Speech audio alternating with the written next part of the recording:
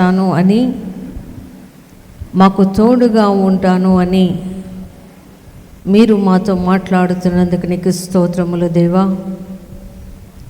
మనుషులు భూమి మీద వచ్చే కష్టాన్ని సహించుకోలేక తండ్రి, ప్రయాసలో ఉన్న ప్రతి బిడ్డను మీరు జ్ఞాపకము చేసుకొనండి. నీ బిడ్డల్ని మీరు దర్శించండి. వారు కష్టాల్లో నుండి విడిపించగలిగిన నీ వైపు చూస్తున్నప్పుడు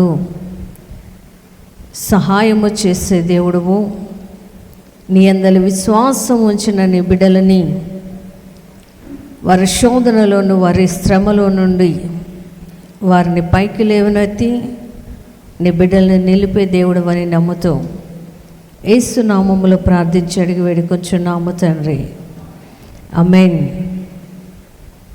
ఇక్కడ దేవుడు ఒక వాగ్దానము చేస్తున్నాడు మనుషులకి.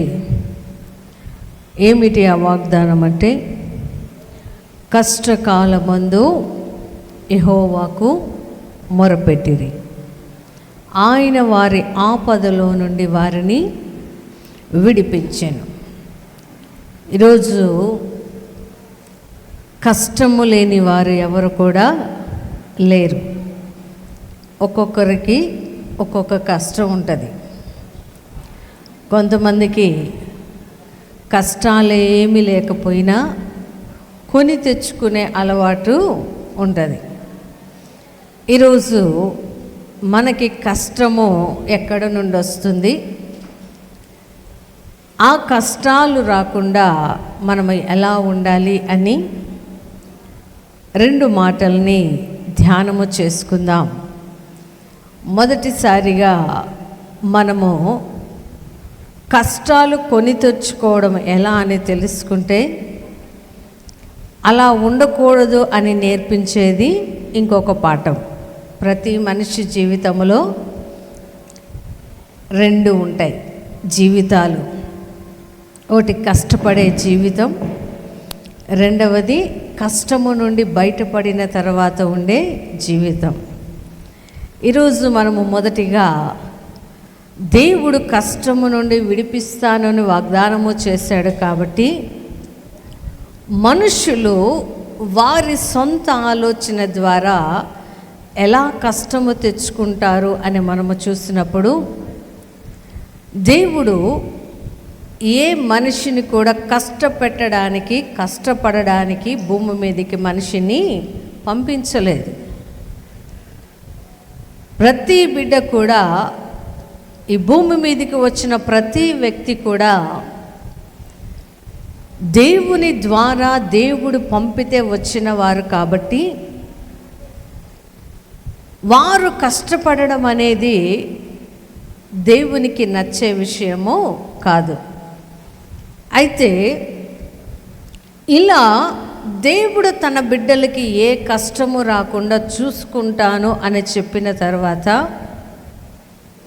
ఖచ్చితంగా ఒక మంచి జరుగుతుంది అంటే అక్కడ పోరాటము ఖచ్చితంగా ఒకటి ఎదురవుద్ది. తప్పు చేసేవాడికి పోరాటం ఉండదు,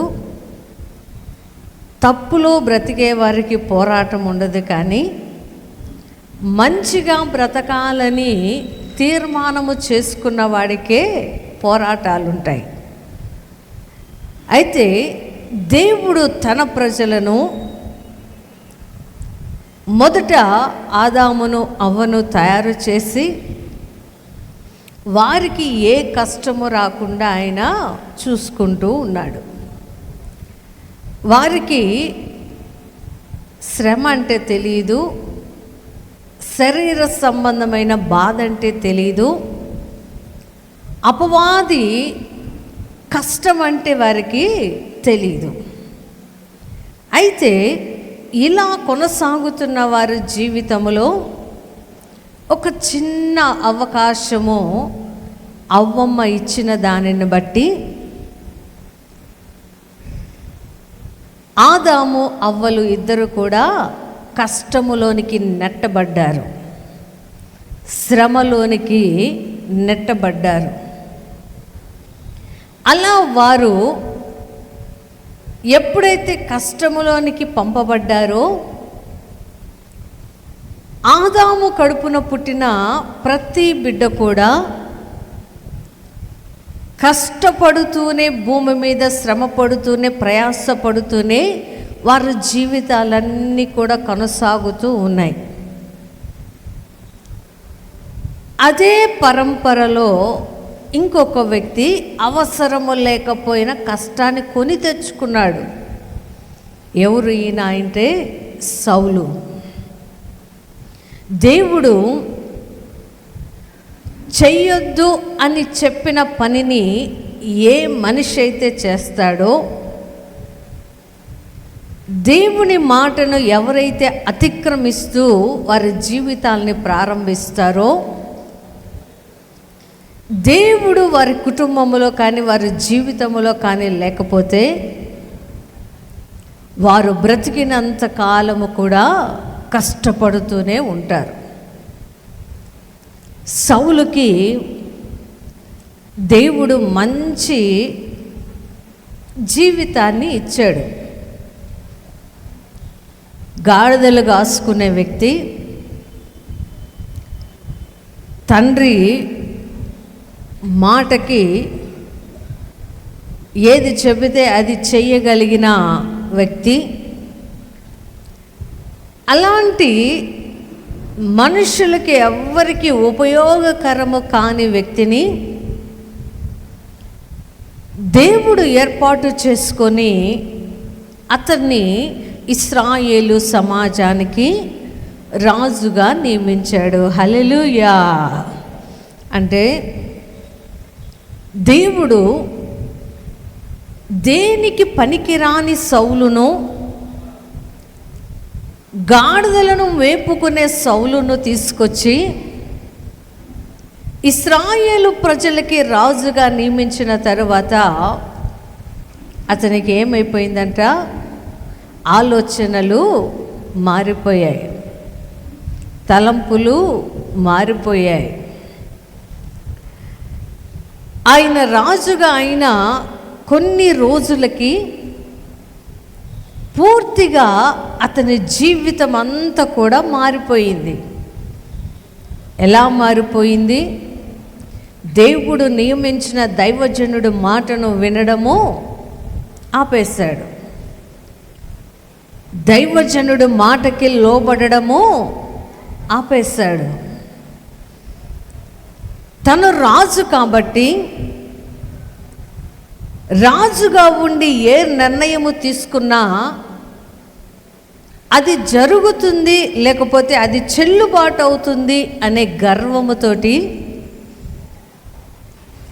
దేవుని స్థానమును, దైవజనుడి స్థానమును తీసుకొని తను సొంతగా నిర్ణయాలు తీసుకోవడం ప్రారంభించినప్పుడు, తను ఎప్పుడైతే దేవుని ఆలోచన ప్రకారము నడవకుండా రాజు అనే అహంకారముతోటి ప్రవర్తిస్తూ ఉన్నప్పుడు సౌలు దేవుని చేత ఎడవబడి కష్టములోనికి నెట్టబడ్డాడు. హల్లెలూయా. అంటే దేవుడు ప్రతి వ్యక్తికి కూడా ఆలోచన చెప్పడానికి, వాళ్ళ జీవితాలని సరిచేసుకోవడానికి, వాళ్ళ జీవితాలని మార్చుకోవడానికి దైవజనుల ద్వారా, వాక్యము ద్వారా దేవుడు మాట్లాడుతూ ఉంటే వారికి ఏ కష్టము రాదండి. వారికి చదువు ఉన్నా లేకపోయినా, వారికి డబ్బు ఉన్నా లేకపోయినా, వారు ఈ లోకములో గొప్పవారు కాకపోయినా కూడా దేవుడు వారిని ఉన్నతంగానే నిలవబెడతాడు. హల్లెలూయా. ఒక గాడిదలు కాసుకునే సౌలునే రాజుగా చేయగలిగిన దేవుడు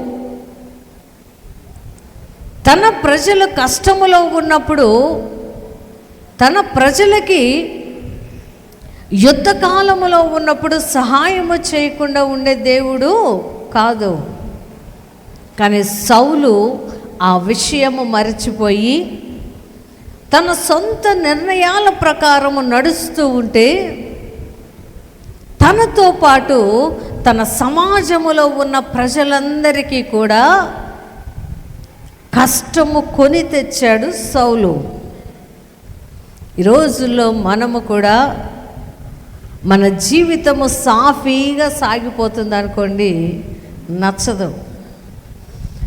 దేవుడు మన కష్టపడితే వచ్చిన కష్టార్జితాన్ని చక్కగా భార్య బిడ్డలతో తింటూ ప్రార్థన చేసుకుంటూ సంఘానికి అంటుకట్టబడి దేవుని పని ఏదైనా ఉందా అని చూసుకుంటూ ఉంటే చాలామందికి అలాంటి జీవితము నచ్చదు. ఏ జీవితము కావాలంట? ప్రార్థన లేదు, ఏమి లేదు, చర్చి లేదు, ఏమి లేదు, ఫ్రెండ్స్ కావాలి, బంధువులు కావాలి, లోకములో ఉన్నవన్నీ కావాలి. మరలా కష్టం వస్తే ఏమంటారు? నాకెందుకు వచ్చింది కష్టం? దేవుడు ఏం చెప్పాడు? ఆయన ఆలోచన ప్రకారము, ఆయన మాట ప్రకారము నువ్వు నడిపించబడిన దినములన్నీ కూడా ఏ కష్టము కూడా నీ జీవితాన్ని తాకదు. ఎప్పుడైతే మనిషి దేవుని మార్గమును విడిచిపెట్టి సొంతగా ఆలోచించడము ప్రారంభిస్తాడో ఆ మనిషికి ఖచ్చితంగా కష్టాలనేవి వెంటాడుతూ ఉంటాయి. ఈరోజు దేవుడు ప్రతి మనిషికి మంచి ఆరోగ్యం ఇచ్చి ఆ కష్టపడిన ఆ డబ్బుల వలన వచ్చే ఆనందాన్ని అనుభవించండి అంటే అది చాలామందికి నచ్చడం లేదు. అన్న వస్త్రములు గలవారై ఉన్న వాటితో తృప్తి కలిగి ఉండండి అని దేవుడు చెప్తే అది నచ్చడం లేదు. ఏమి నచ్చుతుందంట? పలానా ఊర్లో పలానా వాళ్ళు ఉన్నారు, వాళ్ళు చాలా గొప్పగా బతికారు, వాళ్ళలాగా నేను బతకాలి, వాళ్ళలాగా నేను జీవించాలి అని తప్పుడు మార్గాల్ని ఎన్నుకుంటూ ఉన్నారు ఈ రోజుట్లోని ప్రజలు. నీకు ఇచ్చిన కష్టార్జితము వలన నీవు సుఖముగా ఆహారము తింటూ ఉండడము దేవుని యొక్క ఆలోచన. దానిని మరచిపోయిన మనిషి ఇంకెవరినో చూస్తారు బాగా ఉన్నారు అని. బాగా ఉన్నారు అని చూడడం తప్పు కాదు, కానీ వాళ్ళలాగా నేను బ్రతకాలి అనుకోవడం తప్పు. ఎందుకంటే నా స్థితి ఏమిటి, నా పరిస్థితి ఏమిటి, దేవుడు నాకు ఎంతవరకు ఇస్తున్నాడు, దానిని నేను ఎంతవరకు ఉపయోగించుకోవాలి అని తెలుసుకున్నప్పుడు మనిషికి కష్టము రాదండి. ఈరోజు ఏ మనిషిని చూసినా ఏమంటాడు? అప్పులున్నాయ్యా. అది భలే కష్టం తెలుసా? తిన్నా కూడా ఆహారము వంటికి పట్టదు అప్పు ఉంటే. ఎందుకంటే అప్పు తీసుకున్నవాడు వడ్డీలైనా తింటాడు, కానీ వడ్డీకి వడ్డీ వేసైనా బ్రతుకుతాడు, కానీ నీ అప్పు మాత్రము తీరదు. ఒకవేళ మనిషికి అనారోగ్యం వస్తే అప్పు చేయడం తప్పు కాదు. ఒకవేళ మనిషికి చావు బ్రతుకుల మీద సమస్య వస్తే అప్పు చేయడం తప్పు కాదు, కానీ విలాసాలకి విందులకి అప్పు చేయడము తప్పు. విలాసాలకి విందులకి మనుషులని మెప్పించడానికి, బంధువులను మెప్పించడానికి, స్నేహితులు మెచ్చుకుంటారు అని కోరి కోరి ఏం తెచ్చుకుంటారంట? కష్టాలు కొని తెచ్చుకుంటారంట. మనిషి ఆలోచనలకి దేవుడు అన్నాడు, మనిషి యొక్క ఆలోచనలకి ఏముండాలంట? ఒక కట్టు నియమం ఉండాలంట. సముద్రానికి ఇసుక అడ్డుగా లేకపోతే ఊర్లను మింగేస్తుంది సముద్రం. అంత పెద్ద సముద్రానికి ఇసుక రేణువుల్ని అడ్డుకట్టగా వేసిన దేవుడు, వెయ్యగలిగిన దేవుడు, మనిషిని నియంత్రించగలిగిన శక్తి కూడా ఆయనకు ఉంటుంది. కానీ మనిషి మొదటిగా నిర్ణయం తీసుకున్నాడు కదా, దేవుని ఆజ్ఞను అతిక్రమించి ఆయన వద్దు అన్న పనిని అవ్వమ్మ చేసిన తర్వాత, మా జ్ఞానము మా తెలివితోటి మేము బ్రతుకుతాము అని తీర్మానము చేసుకున్న తర్వాత, దేవుడు ప్రతి మనిషిని కూడా స్వతంత్రుడిగా చేసి, ఆ స్వతంత్రములో నీవు తప్పు చేయకుండా ఉండాలి అని నీతో పాటు ఉండి నీకు సలహాలు ఇస్తూ ఉంటాడు దేవుడు. హల్లెలూయా. నీకు తిన్నని మార్గమును బోధిస్తూ ఉంటాడు దేవుడు. ఆ మార్గమును తెలుసుకోలేకపోతే సౌలులాగా మన జీవితాలు కూడా విడవబడతాయి. ఎందుకంటే దేవుడు అంటాడు, ఆరంభించడము గొప్ప కాదంట, అంతము అంటే ప్రతి మనిషి జీవితము ప్రారంభించడము గొప్ప కాదు. ఆ మనిషి చివరి దినాలు, మరణ సమయంలో అతని దినాలు ఎలా ఉన్నాయి అనిన దానిని బట్టే దేవుని ప్రేమ అతని మీద ఉన్నదా లేదా అని మనకి అర్థమవుతుంది. సౌలు జీవితాన్ని ప్రారంభించేటప్పుడు గొప్పగా రాజుగా ప్రారంభించాడు.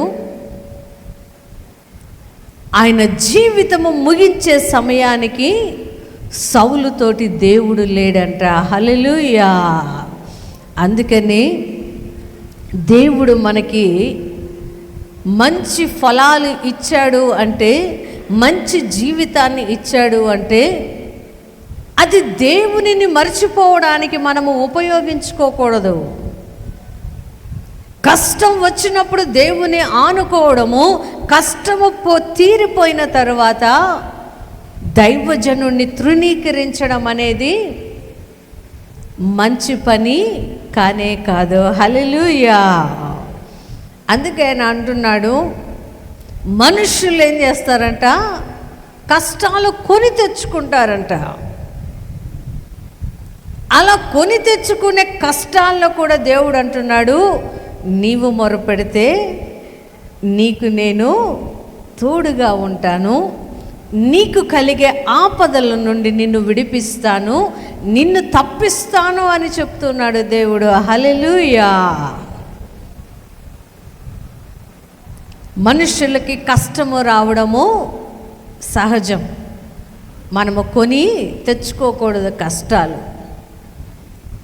మరి రెండవ రకమైన కష్టాలు ఎలా ఉంటాయి అంటే, అవి మనకి తెలియకుండానే మన జీవితంలోనికి వస్తాయి.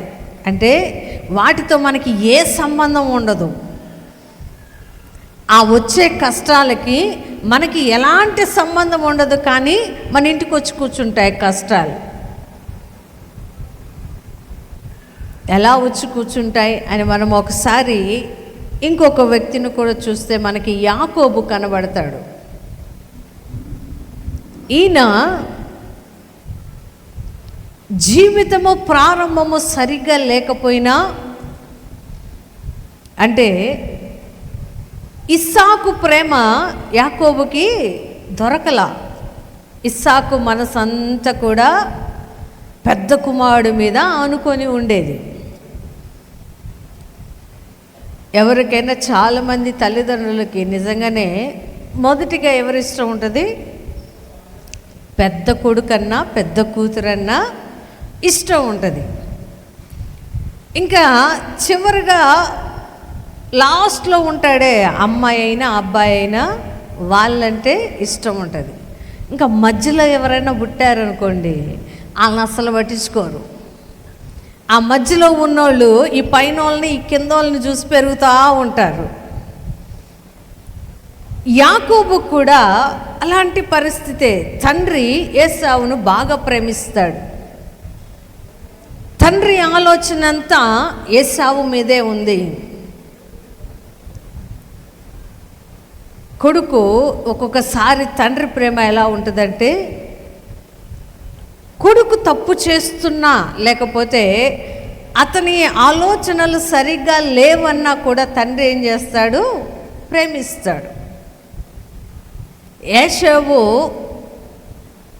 ఆశపోతాడు, తొందరపడి నిర్ణయాలు తీసుకునేవాడు అని తండ్రికి తెలిసినా కూడా అతని యొక్క మనస్సు మాత్రము ఏశావు మీద ఉంది, కానీ యాకోబు మీద లేదు. యాకోబు అయితే తల్లి చాటు బిడ్డ. తండ్రి ప్రేమించకపోతే ఇంట్లో ఉన్న దిక్కెవరు? తల్లే. ఆ తల్లి యాకోబుకి దేవుని గురించి చెప్పడము ప్రారంభించింది.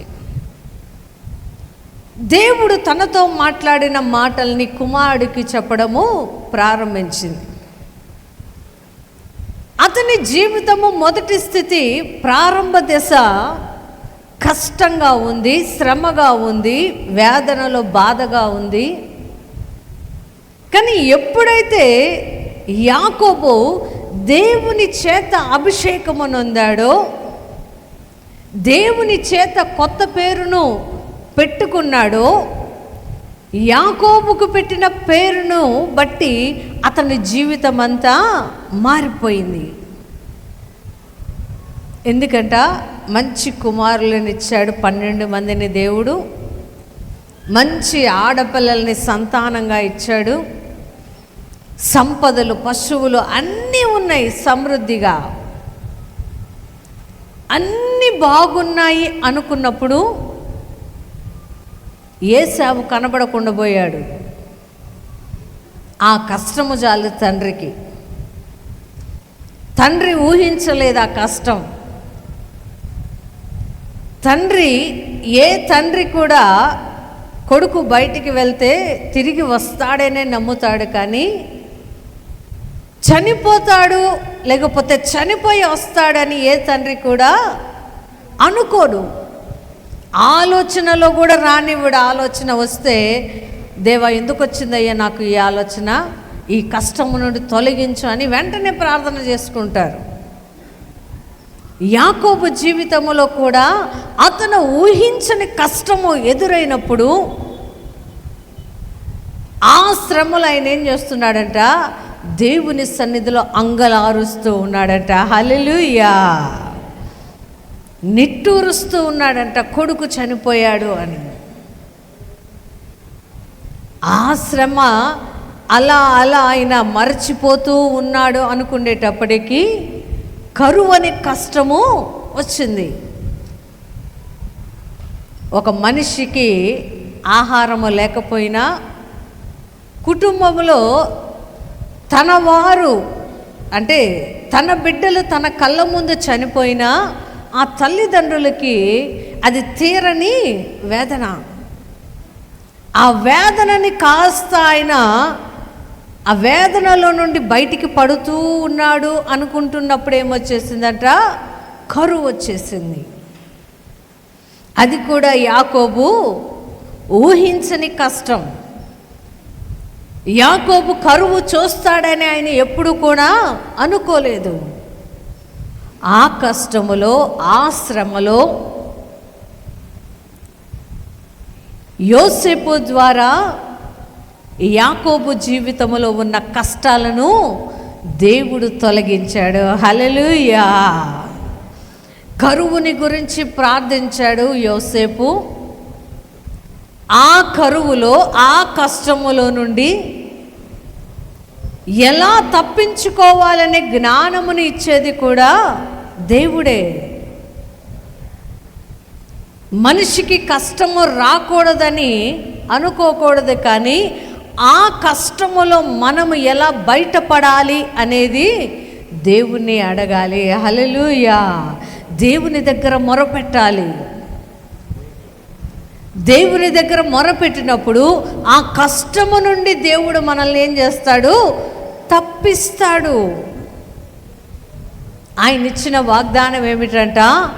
ఆపదల నుండి నేను మిమ్మల్ని తప్పిస్తాను.